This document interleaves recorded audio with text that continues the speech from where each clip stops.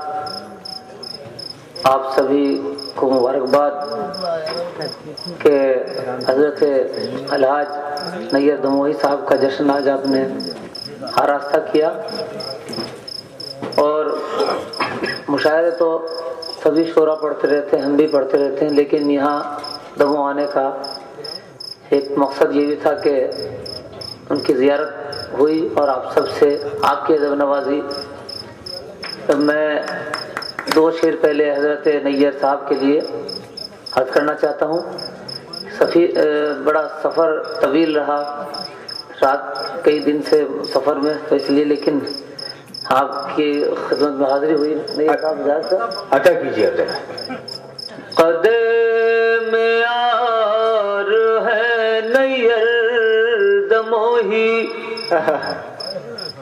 कदम यार है नैयर दमोही, कदम यार है नैयर दमोही, और सरे फनकार है नैयर दमोही। आप लोगों ने एजाज किया, मुबारकबाद के मुस्तहिक हैं। अपने वतन में बहुत कम मोहब्बतें मिलती हैं इस तरह से। कदम यार है नैयर दमोही, सरे फनकार है नैयर दमोही, और दमोह के जौहरी पहचानते हैं, दमोह के जौहरी पहचानते हैं, दुरे अफकार है नैयर दमोह के जौहरी। आप लोग जौहरी हैं बेशक। दमोह के जौहरी पहचानते हैं,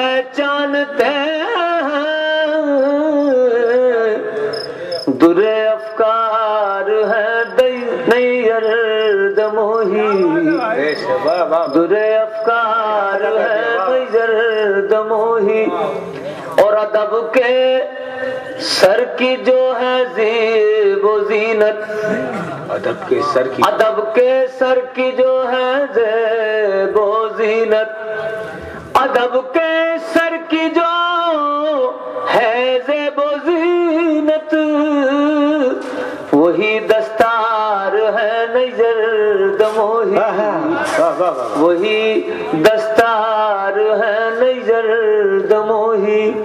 ये मेरा एक अखलाकी फर्ज भी था शोरा की तरफ से बेशक। और अभी जैसा नैयर दमोही जी के बारे में कुछ भी कहना एक तरीके से सूरज को आईना दिखाना है, मेरा अपना ये मानना है, क्योंकि मैंने अपने जीवन में कई बातें उनकी अंगीकार की है, और मैं समझता हूं कि आज ये मौका मिला तो बात भी कहना मैं लाजमी समझता हूं। उनका एक शेर मुझे बहुत पसंद है कि आबरू बनती है किरदार से, दौलत से नहीं। आबरू बनती है किरदार से, दौलत से नहीं, और आबरू चाहो तो किरदार का सौदा न कर। और शायद मैंने इसी बात को अपने जीवन में उतारा था और यहाँ तक पहुंचा हूँ। नैयर साहब के एक एक शेर में एक संदेश होता है, एक सीख होती है, एक शिक्षा होती है। जियो तो ऐसे जियो, और वास्तव में बड़ा वो क्या जो छोटों के काम आ ना सके। और अंत में उनने ये बोला कि वतन के लीडरों कुछ ऐसा भी काम कर जाओ। बहुत अच्छी बात उनने कही। जो मेरा सौभाग्य है कि आज उनकी इस कृति के विमोचन के लिए मुझे यहाँ बुलाया गया, ये मेरा सौभाग्य मैं ऐसा मान के चलता हूँ, क्योंकि जिनके शेर को मैंने अपने जीवन में अंगीकार किया है, उनकी कृति के विमोचन के अवसर पर मुझे बुलाया जाए, निश्चित रूप से मैं अपना सौभाग्य ही मान के चलूंगा। और यहाँ बहुत से हुए हैं कि हम माननीय नैयर साहब का सम्मान करें। नैयर साहब का जब सम्मान होता है तो ऐसा लगता है कि सारे दमों का सम्मान हो रहा है। नैयर साहब ने राष्ट्रीय स्तर पर और अंतर्राष्ट्रीय स्तर पर जो ख्याति प्राप्त की है, दमों का नाम अंतर्राष्ट्रीय स्तर पर उन्होंने उठाया है, वो हम सबों के लिए बहुत बड़ी बात है। मेरे पिता स्वर्गीय डॉक्टर विजयलाल उनके प्रशंसक रहे। मैं जब 9वीं कक्षा में पढ़ता था, 1973 की बात है, तब मैंने पहली बार नैयर साहब की गजल पढ़ी थी और तब से उनका प्रशंसक रहा हूं और आज भी उनका प्रशंसक हूं, उनके प्रति समर्पित हूं। उनकी लेखनी जब पढ़ता हूं तो ऐसा लगता है कि हम सबों के दिल की वो आवाज है।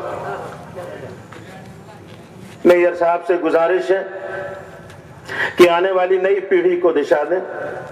नैयर साहब से सभी जितने इस सभा में उपस्थित हैं और दमों की जनता की ओर से और हम सब जो उनके पीछे चल रहे हैं, उनके साथ चल रहे हैं, कि आने वाली पीढ़ी को प्रोत्साहित करने के लिए कुछ करें और कर रहे हैं वो। उन्होंने तो बहुत से लोगों को प्रोत्साहित किया है, परंतु मेरा ऐसा निवेदन है कि नैयर साहब की पुस्तकें निकलती रहें, एक नहीं अनेक पुस्तकें निकलें, और वो ऐसी पत्रिका का भी संपादन करें जिसमें जो हमारे नए शायर हैं, जो युवा पीढ़ी के जो हमारे शायर हैं, उनको अवसर मिल सके और वर्ष में 3-4 बार नैयर साहब की पत्रिका निकल सके और वर्ष में कम से कम एक बार उनकी पुस्तक प्रकाशित हो सके।